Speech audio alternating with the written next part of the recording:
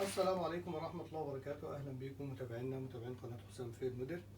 معاكم بفضل الله سبحانه وتعالى في فيديو جديد. هنعرض لكم ركنة موديل حرف ال سرير بصحارة تخزين تم تنفيذها للأستاذ عادل العقباوي من مركز المناشي محافظة الجيزة.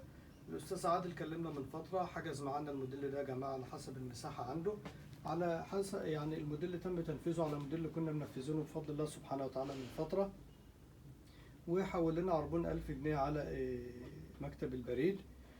وإن شاء الله باقي الحساب يكون مع التسليم إن شاء الله. رتبنا مع بعض طبعا ألوان القماش والقصة دي زي ما أنتم عارفين، وبعد ما اتفقنا على السعر الأستاذ عادل حول لنا عربون 1000 جنيه كجدية اتفاق.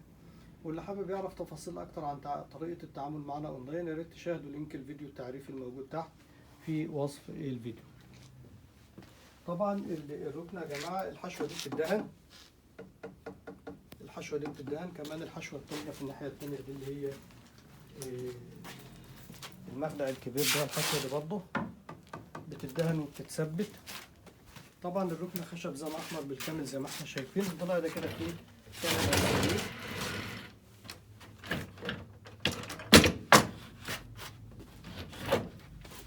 والضلع ده كده يا جماعة فيه صحارة تخزين. هنا 2 ميكانيزم باكن بسم الله ما شاء الله، وهنا 3 معصات، 3 ميكانيزمات بالنسبة لقاعدة الكنبة السرير.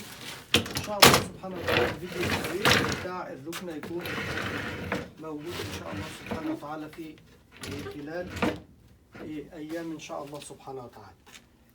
يا ريت اللي أول مرة يشاهدنا إذا عجبه الفيديو يضغط إعجاب،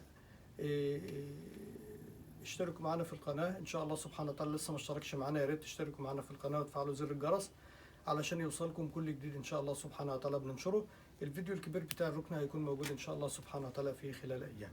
اللي حابب يستفسر عن منتجاتنا وأسعارنا الرقم متثبت على الشريط أسفل الفيديو، كمان رقم التليفون موجود تحت إن شاء الله في وصف الفيديو. واستنونا في الفيديو الكبير، والسلام عليكم ورحمة الله وبركاته.